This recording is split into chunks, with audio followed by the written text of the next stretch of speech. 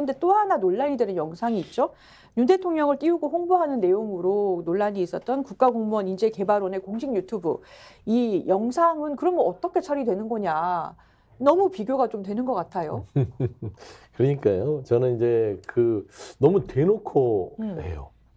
그러니까 이게 보통 이 나라와 국가 운영이라는 게 기준과 원칙이라는 게 왜 세워져 있겠습니까?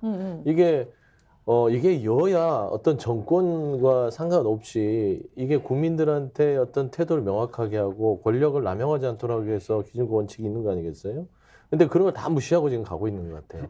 특히 공무원 인재개발원이 그런 일 하는 곳 아니잖아요. 그러니까요. 그리고 이 개발원장이 처음에 이제 임명 때부터 이분이 뭐 유튜버도 오래 하셨고 그래서 무슨 유튜버를 임명하냐 이런 저희 비판을 야당에서 했었어요. 근데 지금 보면은 이분이 대통령에 대한 뭐 윤비어천가를 부르는 것도 볼썽사납지만 아니 김건희 여사에 대한 명품백에 대해서도 또 얘기를 했었어요. 그렇지 않습니까? 뭐 60억 자산가가 300만 원 정도 명품백 받는 게 뭐 대수냐? 맞아요. 그다음에 뭐 샤넬, 에르메스는 돼야 그게 명품백이지 디올이 명품백이냐? 아 이게 막 할 말입니까? 저는 이런 부분들이 지금 한국 사회에서 용인되고 있다는 점들이 너무 비극적이고 저는 이런 부분들은 저는 납득이 안 돼요. 이런 걸 왜 가만두지? 저는 이런 것들을 이 기준점 자체가 너무 선택적이고 윤석열 대통령만 찬양을 한다면 무조건 다 용인이 되는 것이고 윤석열 대통령에게 조금이라도 흠집이 난다면 그거는 무조건 차단하는 시대. 이게 무슨 뭐 제가 봐서는 북한의 조선방송통신도 아니고 뭐 저는 이 찬양이 일색의 이런 언론 지형들 특히나 공무원 조직들 저는 이건 단호하게 향후에 책임을 물어야 된다 저는 보고 있습니다. 아니 영상들 보면은 뭐 놀랍거나 흥미롭거나 충격적인 뭐 이게 제목이에요. 근데 그 김 원장이 뭐라고 하냐면 윤 대통령의 순방 행보에 대해서 그 아무도 쉽게 나서지 못할 정도의 엄청난 경무다. 그러면서 대통령으로서 헌법의 수호자로서 국민과 국가에 대한 봉사 정신이 아니라면 도저히 설명이 안 되는 경무를 부담하고 계신 것. 이런 식으로 원장이 등장해서 이렇게 설명을 하는 영상입니다. 그러니까 지금 문제되는 부분이 국가인재개발원장이잖아요. 공무원 인재개발원장인데 이 차관급에 해당하는 자리입니다. 상당히 고위직이고요. 또 하나는 여기서 공무원들에 대한 교육 업무를 담당을 하는 곳이거든요. 그렇다면 사실은 이분은 공무원이기 때문에 김치환 씨 자체도 정치적 중립 의무가 있기 때문에 이런 영상이 부적절합니다만은 무엇보다도 더 나아가서 공무원들을 교육하는 입장에서 이런 정치적 중립 위반이 있다 보니까 더 심각한 이런 문제 제기가 나올 수밖에 없는 거고요. 지금 윤석열 정부 들어와서 인사가 망사다, 다 망해버렸다라는 평가가 아주 지배적인데 사실 이분도 아주 대표적인 그 인사 중에 하나죠. 망사의 하나인데 저는 이제 이런 식으로 그 대통령에게 대한 뭐 명품백 수수에 대해서도 상당히 두둔하는 듯한 발언까지 하면서 국민들의 지탄을 받고 있는데 이런 식으로 윤석열 대통령을 향한 충성 경쟁 이것이 바로 인재개발원장의 이런 영상으로도 나타나고 있는 것이 매우 부적절한 것이고 또 하나는 최근에 그 경호처에서 입을 틀어막는 논란도 계속 있지 않았습니까? 이것도 똑같은 거죠. 계속 각 공직에서 책임을 지는 자리에 있는 국가 공무원들이 국민에 대한 봉사자로서 헌법의 의무, 헌법과 법률이 부여한 국민에 대한 그 충성을 해야 되는데 이분들이 오히려 대통령만 바라보면서 그 사람에게 충성하는 매우 부적절한 모습들을 전반적으로 보이고 있다. 저렇게 생각합니다. 과잉 충성이 인사에서부터 이어져서 지금 과잉 충성이 이어지고 있다 이런 평가시네요. 정치적 중립 위반은 어제 오늘 일이 아닌데 요즘 이제 우리도 굉장히 이 부분에 둔감해졌지 않습니까? 공직에 있는 사람과 사적 공간에서 자유롭게 의사표현을 하는 것은 완전히 다른 부분이죠. 저는 지금 윤석열 대통령 주변에 있는 공직자들이 실제로 국민을 위한 공복으로서 활동하느냐 아니라는 거 국민들 많이 느낄 테고요. 오로지 대통령에 대한 일종의 윤비 어천가만 부르지 않습니까? 그러면 둘 중 하나겠죠. 이 사람들이 실제로 국민을 위한 행동이 대통령을 위한 충성과 동일하다고 착각하고 있거나 공직자들이 아니면 대통령실에서 이런 사람을 원하고 있다는 것. 쉽게 얘기하면 둘 다 국민은 없다는 겁니다. 윤석열 대통령이 자신에게 이렇게 일종의 찬사와 환호를 보내는 공직자들을 그렇게 하지 말고 중립적 위치에서 국민을 위해서 하라고 해도 모자랄 판에 이 사람들이 국민을 쳐다보지 않고 대통령을 위해서 일방적으로 저렇게 찬동가를 부르고 있는 것은 정말로 국민들이 총선에서 이 문제를 어떻게 다루어야 할지 한 번 더 질문을 던져주고 있는 것이라고 저는 봅니다. 정치적 중립 의무 얘기를 하셨는데요. 대통령 본인이 정작 정치적인 중립 의무를 위반했다라고 지금 논란이 있어요. 그러니까 어제 창원 민생토론회에서 윤 대통령이 뭐라고 하셨냐면 이념에 매몰된 비과학적 국정 운영이 세계 인류 원전을 사장시키고 기업과 민생을 위기와 도탄에 빠뜨렸다. 이렇게 문재인 정부를 직접 공격을 했습니다. 아니 서영주 부대변인. 네. 이게 예전에 노무현 대통령께서 선거 앞두고 발언하셨을 때는 바로 뭐 탄핵됐는데요. 네. 그죠? 그렇죠. 탄핵을 당하고 싶어서 지금 안달이 나신 것 같아요. 그래서 탄핵 국면을 좀 끌어내려는 거 아닌가. 제가 봤을 때는 윤석열 정부는요, 갈등 유발의 정말 달인들입니다. 여러 가지의 갈등들을, 사회적 갈등, 이번 의대 정원도 그렇고요, 화물연대도 그랬고요, 당시 킬러 문항을 가지고 이제 사교육 시장의 어떤 고소득 이 강사들에 대해서 악마를 통해서 여러 가지의 갈등을 유발하는 건데, 선거를 앞두고도 자극하는 것 같아요. 본인이 검사 출신인데 이게 위법적인 사유가 없을 거라고 생각할 것 같습니까? 이건 대놓고 지금 어떻게 보면은 이 시비를 거는 것이죠. 야당 쪽에. 날 탄핵해달라. 근데 저는 이 정도로 무도한 어떤 국정 운영, 저는 이건 도저히 왜 용납이 되는지 모르겠고요. 이런 부분들은 솔직히 언론정에서요 강하게 비판해줘야 됩니다. 이거는 선거법의 위반, 선거 개입의 위반 이런 게 있다라는 것이고, 민주당에서 이 부분에 대해서 지금 고발을 검토하고 있어요. 근데 그래요? 윤석- 어떤 내용으로 고발하실 건가요? 뭐 선거 개입이죠. 그러니까 뭐 민생 토론회를 빙자해서 사전 선거 운동 사전 선거 운동이죠. 일단 뭐 탄핵을 민주당에서 나오기를 바랐는지 모르겠지만 거기에 걸려들지는 않을 심산이고요. 하지만 법적으로는 이건 사전 선거 운동에 매우 근접하기 때문에 저는 대통령에 대해서는 이거 너무 노골적이다. 가만두면 안 되겠다. 그렇게 생각하고 있습니다. 신인규 변호사님 어떻게 보셨어요? 전 이게 참 매우 심각하게 바라보고 있습니다. 아까 방금 저희가 김채환 인재개발 원장에 대한 문제도 짚었지만은 예. 윤석열 대통령은 지금 이 공직자들 중에서 국가 원수기 때문에 행정부 수반이기 때문에 가장 최고 책임을 지는 자리거든요. 그렇다면 정치적 중립의 의무의 강도가 김채환 원장보다는 훨씬 더 높겠죠.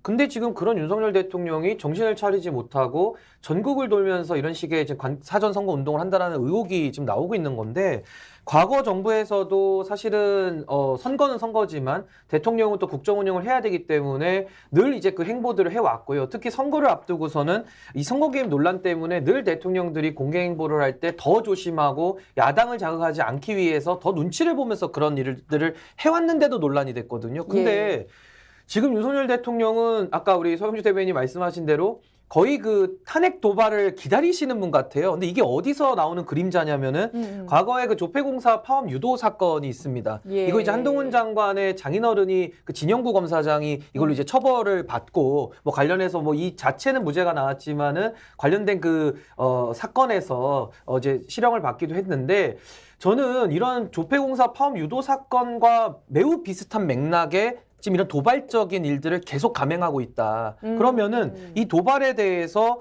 결국에는 야당이 반발하고 고발을 할 수밖에 없죠. 예. 근데 고발을 하면 수사기관을 또 장악을 합니다. 그래서 또 그게 무혐의 되니까 또 이게 절망적으로 고발도 걸 수 없는 이런 무력화되는 상황으로 지금 계속 그 순환시키고 있거든요. 그러니까 이런 식으로 국정 운영을 계속하게 되면은 윤석열 대통령의 이 행동 자체가 용인이 되긴 어렵지 않습니까? 예. 그렇다 국민들의 불만과 또 야당의 이 불만들을 계속 쌓여가는 거거든요. 그래서 저는 윤석열 대통령이 단기적으로는 이런 좀 치졸한 짓을 해서 뭐 정치적 이익을 받을지는 모르겠는데, 이런 식의 국정 운영은 우리 헌법 가치에 맞지도 않고 체계에 맞지도 않는다. 저는 반성이 대단히 필요하다 이렇게 생각합니다. 정기현 대표님은 윤 대통령 발언 어떻게 보셨습니까? 이제 노골적으로 하겠다는 거 아닙니까? 뭐 국민들이 뭐라고 하든 야당이 뭐 고발하려면 해라. 나는 지금 민생 행보를 가장해서 정말로 선거운동을 하겠다. 자, 우리가 지금 언론의 환경을 한번 보십시오. 이걸 다 띄우게 한다고 정신없어요. 대통령 지지율 올랐다, 민생 홍보 잘한다, 지역 발전 공약 드디어 나왔다. 실제로 그 지역에서는 이런 달콤한 말에 속을지 모르지만 윤석열 대통령 지금까지 뭐 하고 지금 와서 총선 앞두고 이렇게 민생 홍보를 합니까?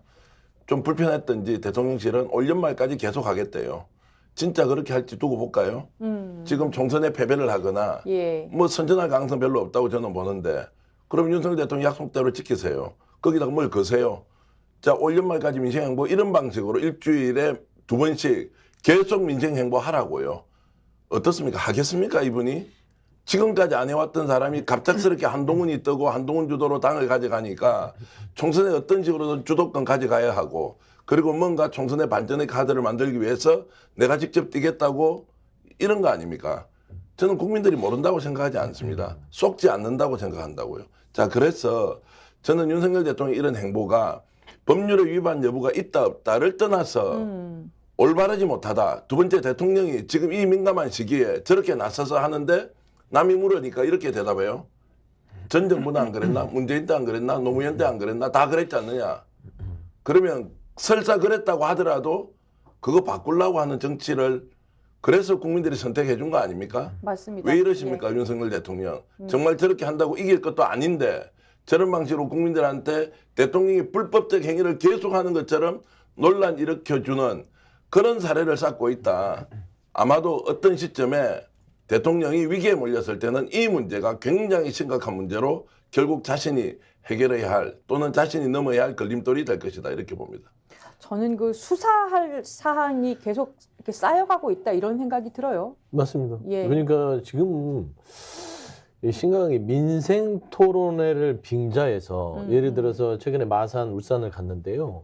통상 민생 토론회면 이렇게 그 경호 차원에서도 있고 여러 가지 좀 정형화된 입장에서의 토론회를 해서 발표를 하는 거 아닙니까? 근데 보면 본인이 총선에 나온 것처럼 다녀요. 예를 들면 마산에 가면 갑자기 즉흥적으로 시장에 가서 거기 가서 밥을 먹어요. 네. 그거 잡는 거예요. 그러면 시장 상인들하고 이렇게 어울리면서 뭐 이런저런 얘기하면서 지난 정부 욕하면서 뭐 말하자면 대놓고 국민의힘을 지지를 하진 않겠지만 결국에는 그런 것들이 다 선거운동이잖아요. 그다음에 울산 같은 경우도 상가를 갑자기 방문하더니 거기 가서 시민들 모아놓고 연설을 합니다.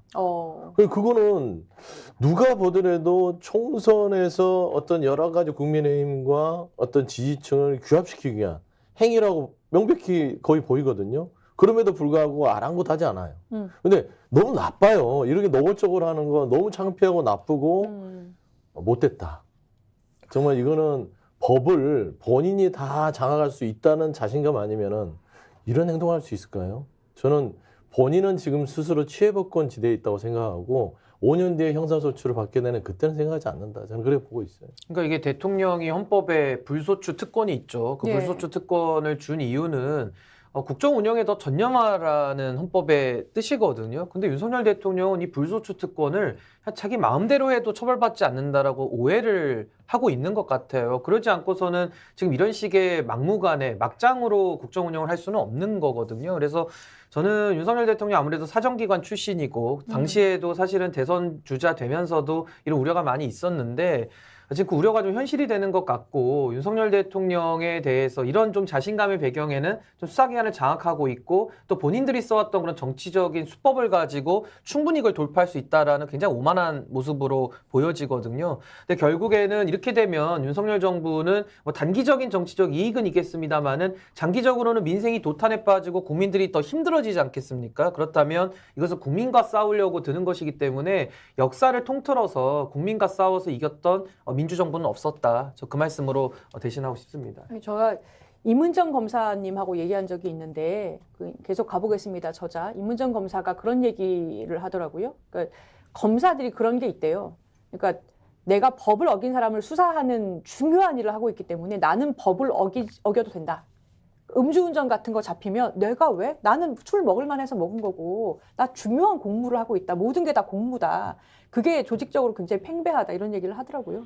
상당히 오만한 걸 거고요. 실제로도 검사들이 그렇게 좀 살아왔던 경향성도 과거에 있었죠. 근데 앞으로 사회가 더 투명해지면서 이제 그런 게 용납되지 않을 것인데 아마 윤석열 대통령의 이런 정치적인 그런 과거 공무원 시절부터의 지금 행태까지를 전 국민들이 다 누적적으로 평가하고 있다 이렇게 봅니다. 예. 싸구려 선민의식, 저질 선민의식, 기자 출신은 술 처먹어도 되고 자 학교 선생님은 아이를 때려도 되고 경찰 공무원들은 도박해도 되고 안 잡히면 되니까 안 들피면 되니까 그것이 한때 우리가 허용이 되든 또는 관용적으로 이해되던 적도 있었죠. 그걸 우리는 권위주의 시대라고 이야기하고 소위 말하는 선택받은 권한자들이 자기 마음대로 국민들을 부려먹어도 그 사람들은 이미 선택을 받았기 때문에 어쩔 수 없다.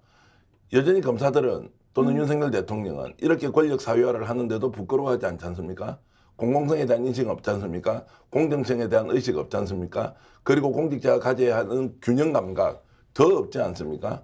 그러면 모든 사람이 이것을 바꾸어야 한다고 우리가 선진화되어 왔는데 윤석열 대통령과 그 주변 인물들은 여전히 권위주의 시대로 되돌아가서 자기 마음대로 하겠다. 그런데 이것이 국민들에게 정말로 속임수가 되어서 당할 것이다. 저는 제가 좀 극단적으로 말씀드리면 이번에 이렇게 해서 국민들이 당하지 않습니까? 예. 그러면 대한민국 국민 수준이 이러니까 이런 나라에서 살아야 되죠. 그런데 이것을 당해서는 안 되는 것이다. 예. 정말 이런 부분은 어떤 식으로든 국민이 단죄하고 평가하고 심판해야 된다고 생각하면 혼자 나설 것이 아니라 옆 사람 손잡고 같이 나서서 정리해야 한다. 그래서 저는 오히려 국민들께 호소드리고 싶은 것은 이 나라를 못 바꾸면 이 나라 수준에서 살 수밖에 없는 국민들이 선택한 것이니까 이것도 우리가 운명처럼 받아들입시다. 이런 말씀을 사실 드리고 싶은 심정입니다. 스픽스는 말하는 언론입니다. 대세는 유튜브, 그중에서 스픽스. 좋아요, 댓글, 구독, 알림 설정.